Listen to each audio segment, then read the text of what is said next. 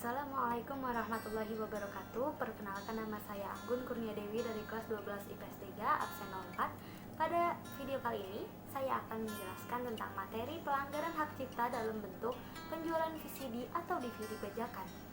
Ada 3 pertanyaan yang diberikan terkait materi ini. Kemudian saya akan memaparkan soal langsung dengan jawabannya.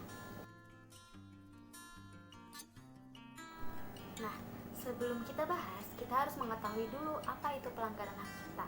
Pelanggaran hak cipta atau dikenal dengan pembajakan atau copyright adalah penggunaan karya berhak cipta yang melanggar hak eksklusif pemegang hak cipta seperti hak untuk mereproduksi, mendistribusikan, menampilkan, atau memamerkan karya berhak cipta atau membuat karya turunan tanpa seizin dari pemegang hak cipta yang diatur dalam Undang-Undang Nomor 19 Tahun 2002 dan Undang-Undang Nomor 28 Tahun 2004. Artinya, sesuatu hal dikatakan sebagai pelanggaran hak cipta apabila seseorang atau kelompok berusaha mereka ulang ataupun mengubah suatu karya yang telah ada menjadi atas nama mereka sendiri demi sebuah keuntungan tanpa seizin dari pemilik hak cipta.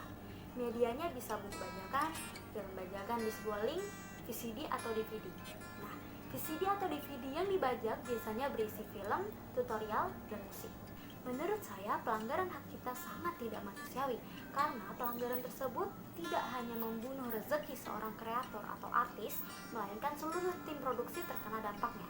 Sangat tidak etis, seorang kreator udah mengeluarkan seluruh tenaganya dan menghasilkan lelah, capek, bikin karya, tapi yang kaya malah penjual VCD bajakan. Adapun beberapa faktor penyebab pelanggaran hak cipta. 1. Kurangnya kesadaran untuk menghargai orang lain. Orang Indonesia seringkali memandang karya sebelah mata. Sebagian dari mereka menganggap bahwa suatu karya dapat dinikmati secara cuma-cuma, tidak peduli seberapa sulit proses dari karya yang ada. 2. Harga murah. Adapun yang beralasan tidak memiliki uang untuk membeli DVD dari karya yang asli, menonton film di bioskop atau di platform online seperti Netflix, iFlix, Disney Hotstar, dan lain-lain. Jadi mereka tergiur dan menganggap DVD bajakan adalah satu-satunya kesempatan mereka sebagai masyarakat yang kurang mampu untuk tetap menikmati suatu karya dengan harga yang jauh lebih murah. Dan ingin memperoleh keuntungan. Di pihak penjual, salah satu penyebab mereka ingin menjual VCD bajakan karena ingin memperoleh keuntungan yang sebesar-besarnya. Keuntungan ini mereka dapatkan dari tingginya permintaan DVD atau VCD bajakan dari konsumen. Perlu kita sadari bahwa jika tidak ada pembeli, maka tidak akan ada VCD atau DVD bajakan yang dijual. 4. Rendahnya kesadaran hukum, yakni UU yang mengatur tentang hak cipta. Bahkan orang awam tidak paham jika hak cipta sangat penting bagi seorang kreator. Jujur, saya sebagai orang yang hobi bernyanyi sering membuat cover lagu di Instagram. Oleh karena itu, saya sangat mengerti seberapa sulitnya proses pembuatan suatu karya, mulai dari konsep sampai jadi dan dapat dinikmati halayak ramai. Saya ikut terpukul dengan maraknya pembajakan karya yang dilakukan oleh oknum tersebut, sehingga saya menanamkan pada diri saya untuk berusaha mungkin menghargai hak cipta orang lain, menjauhi diri dari VCD atau DVD bajakan. Kalau nggak punya uang, ya udah nggak usah beli. Toh di YouTube juga banyak video klip dari sumber yang asli. Mau nonton bioskop, ya bisa nabung dulu. Bisa berlangganan di sebuah platform musik atau film. Apabila tidak punya uang, bisa patungan dengan teman. Menurut saya, plagiarisme dalam hal ini ialah pelanggaran hak cipta telah melanggar nilai-nilai Pancasila, di antaranya 1. Ketuhanan yang Maha Esa. Agama adalah pedoman bagi hidup umat manusia. Dalam ajaran agama telah dijabarkan hal yang baik dan yang buruk, sehingga agama telah mengatur moral dan kepribadian individu untuk mengetahui mana perbuatan yang benar dan mana tindakan yang salah. Tindakan plagiarisme merupakan tindakan negatif, di mana kejahatan ini tentunya berakibat dosa jika dilakukan. Kejahatan ini tidak sesuai dengan nilai-nilai kebaikan dan moral yang diajarkan agama. 2. Kemanusiaan yang adil dan beradab. Sebagai makhluk sosial, hendaknya kita mampu mempelajari bagaimana cara memanusiakan manusia sesuai dengan sila kedua Pancasila.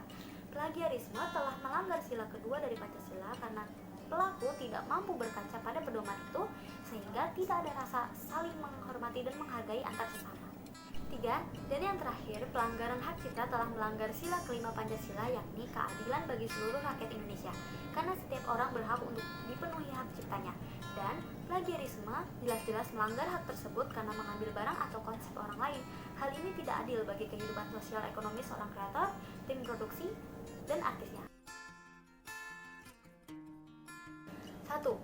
Pasal 28D ayat 2 Undang-Undang Dasar Republik Indonesia tahun 1945 yang berbunyi, setiap orang berhak untuk bekerja serta mendapat imbalan. Apabila karya yang telah dibuat oleh seorang kreator dan tim produksi dibajak, maka keuntungan yang diperoleh tidak maksimal, bahkan banyak yang merugi karena hasil yang diterima tidak sesuai dengan pengeluaran yang telah dikeluarkan.